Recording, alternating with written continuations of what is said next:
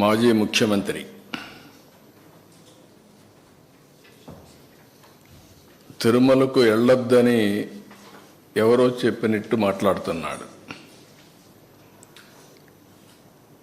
వెంకటేశ్వర స్వామి మీద భక్తుండే ఏ భక్తుడైనా సరే వెంకటేశ్వర స్వామి దగ్గరికి పోయే అవకాశాలు ఉన్నాయి. అదే సమయంలో ఎవరైనా వేరే మతాలకు సంబంధించిన వ్యక్తులుంటే అక్కడ కొన్ని సాంప్రదాయాలు ఉన్నాయి. ఆ సాంప్రదాయాల్ని గౌరవించాలి. ఇది చాలా టెంపుల్స్లో ఉండే ఆనవాయితీ. ఇక్కడ ఎవ్వరు కూడా ఆయన పోవద్దని చెప్పలేదు.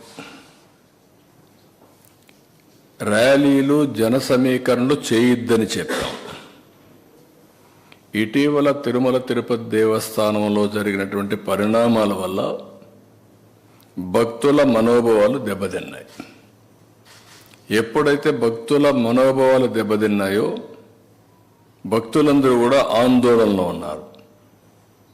ఆందోళన ఉన్నప్పుడు భక్తులందరూ కలిసి ఒక పక్క ఆర్గనైజేషన్ చేసి రాజకీయ పార్టీ ఈయన పోయినప్పుడు కొన్ని వేల మందిని మేము కూడా మొబిలైజ్ చేస్తామని లోకల్గా ఇన్ఫర్మేషన్ ఇచ్చారు. ఆటోమేటిక్గా ఎలాంటి అవాంఛనీయ సంఘటనలు జరగకూడదనే ఉద్దేశంతో అక్కడ యాక్ట్ ఆఫ్ 30 అంటే 10 మంది గుమ్ముకూడకూడదని తీసుకొచ్చారు. అయితే ఇప్పుడు ఆయన మాట్లాడేది చూస్తే ఆయనకి ఏ సాకులు ఉన్నాయో నాకు తెలియదు పోకుండా ఉండడానికి. కానీ ఆయన ఏదో నిలిపేశారు, నోటీస్ ఇచ్చారని మాట్లాడుతున్నారు. Can you show any notice? నేను స్ట్రైట్గా అడుగుతాను, నీకు నోటీసులు ఏమైనా ఇచ్చారా? నిన్ను వెళ్ళవద్దని ఎవరన్నా చెప్పారా? ఇస్తే చూపేయండి మీడియాకి. ఎందుకు అబద్ధాలు ప్రచారం చేస్తూ ప్రజల్ని మభ్యపెడుతూ ఇష్టానుసారంగా ప్రవర్తించడం ఇది సబబు కాదని.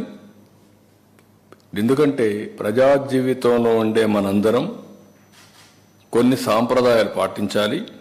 అందుకే నేను దీన్ని చాలా స్పష్టంగా అడుగుతున్నాను. ఇంకొక పక్కన సమాజంలో ఏ మతానికైనా కొన్ని సాంప్రదాయాలు ఉంటాయి, ఆచారాలు ఉంటాయి. ఎవరైనా సరే అక్కడికి పోవాలంటే గౌరవించి తీరవలసిందే. దేవుని యొక్క ఆచారాలు సాంప్రదాయాల కంటే వ్యక్తుల ప్రమేయం కానీ ఏ వ్యక్తి కానీ గొప్పవాడు కాదు. ఈ విషయం మనం గుర్తుపెట్టుకోవాల్సిన అవసరం ఉంది. దేవుడి ఆచారాలని భక్తుల మనోభావాలను ప్రశ్నించేలా ధిక్కరించేలాగా ఎవరూ ప్రవర్తించకూడదు.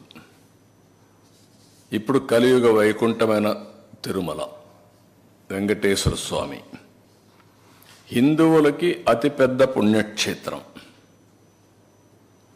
అది హిందువులకు అందరికీ ఒక దివ్యక్షేత్రం.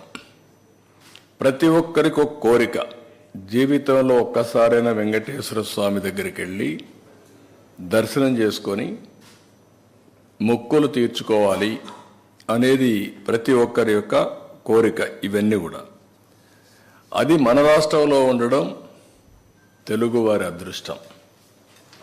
అలాంటి భక్తులు అత్యంత పవిత్రంగా భావించే ఈ క్షేత్ర పవిత్రను కాపాడవలసిన బాధ్యత ప్రతి ఒక్కరిపైన ఉంది.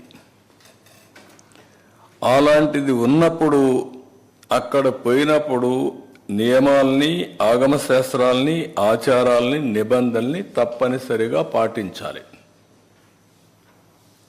అలాంటి పాటించకపోతే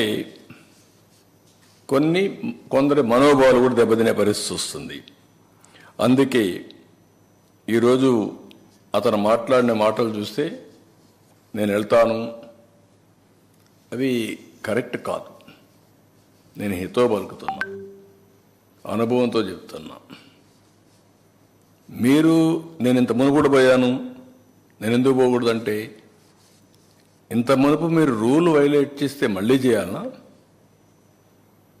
ఇంత మునుపు చట్టాన్ని ధిక్కరించి మీరు బెదిరించి లోపలికి పోతే శాశ్వతంగా అధికారం అవుతుంది. అది శాసనాల్ని చట్టాలని చేసే శాసనసభ్యులు మనం చేసిన శాసనాల్ని గౌరవించకపోతే ప్రజలు ఎందుకు గౌరవించాలి?